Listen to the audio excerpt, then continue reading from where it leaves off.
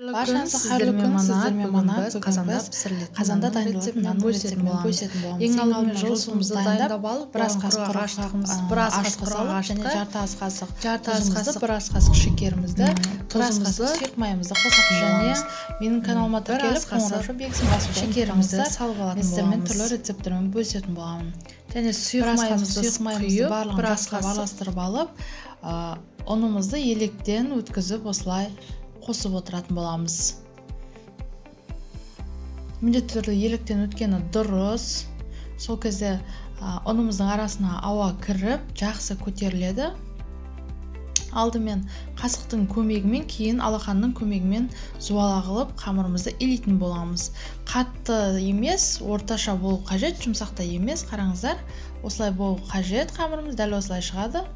Барлық өлшемін мен описанияда көрсететін боламын. Бетін жауып, 1 сағатқа жылы жерге қойып қоятын боламыз.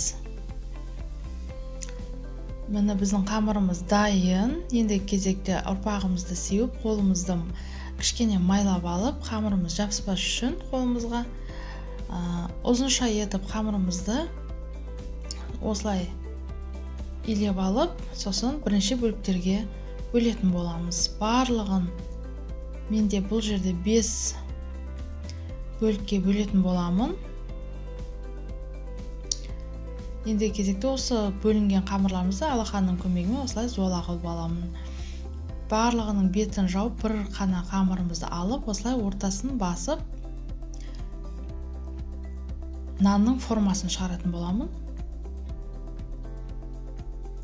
Ортасын вилкамен немесе арнайы осындай кескіш пен не қылсаңыздар болады, тестеңіздер болады. Енді кезекте жұмыртқамызды ақ уызынан сары уызын бөліп ажыратып алатын боламыз. Нанымыздың артқы бөлігіне ақ уызымызды щеткамен немесе қолымызбен жағып шығатын боламыз. Алдыңғы бөлігін тағы да қолымыздың саусақтарымызбен басып, және осылай вилканың көмегімен тесіп шығатын боламын. Енді кезекте сарысын осылай бір тегіс қылып жағып шығамын. Орташа отта қазанымыздың қақпағын қатты қыздырып алып, нанымызды бетіне жабыстыратын боламын. Бетіне мак немесе күнжіт сепсеңіздер болады. Мен бұл жерде мак септім. Енді кезекте қазанымызды қатты қыздырып, ортасына осылай жарты бокалмен тұз салатын боламын. Өйткені қазанымыз қарайып кетпес үшін осылай нанымыз бетін жауып, орташа отта жарты сағатта нанымызды пісіріп алатын боламын. Осылай ашып көріп отырсаңыздар болады қызарғанын. Асты да өте керемет пісті. Міндетті түрде жасап көріңіздер. Менің каналыма тіркеліп комментарий қалдыруды ұмытпаңыздар.